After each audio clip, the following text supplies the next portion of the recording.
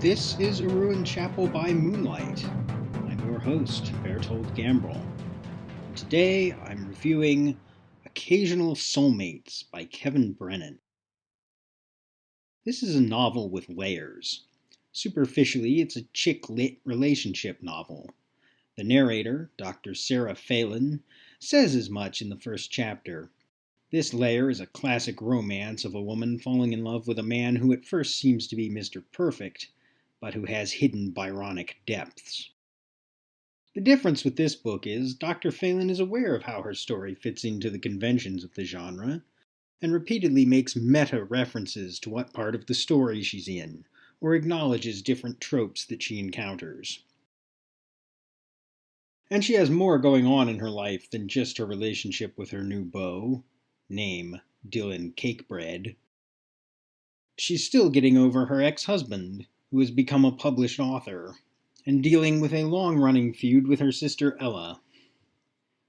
Fortunately, she has the support of her close friend Jules, whose chatty, gossiping manner made her a treat every time she appeared. But there's more to this book than a mere girl meets boy light romance. It's deeper than that and doesn't always hew to the conventions of the genre. In fact, it's not really a genre book at all, though of course at first glance it appears to be. Like other Brennan books I've reviewed, it's not one you can easily pigeonhole. Also, like other Brennan books, it's full of memorable lines. Like Dr. Phelan's comments on a certain genre of fiction. Quote, "I think there's really only one enormous thriller out there now, made up of the hundreds of thousands of them that are published every 10 minutes or so, and our job as readers is to somehow knit them all together." And then there's this line from Jules' husband, Wayne. Quote, "Everything is unsustainable. We're living in the apocalypse years, right? Nobody knows when the shit's gonna hit the fan, but it's pretty obvious that it is."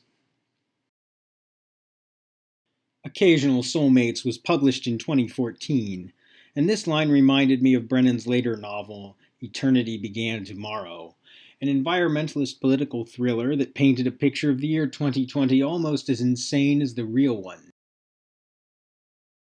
Like Eternity Began Tomorrow, Occasional Soulmates doesn't conform to the genre it superficially appears to be. It winds up going in a very different direction than I expected, but I should have known it would. Brennan never falls back on tired cliches and always strives to surprise his readers.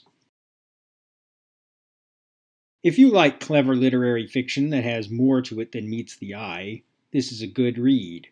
Also impressive is how well Brennan writes his female protagonist. As Audrey Driscoll said in her review, quote, "Either Mr. Brennan is a mind reader or he had really good intel from women.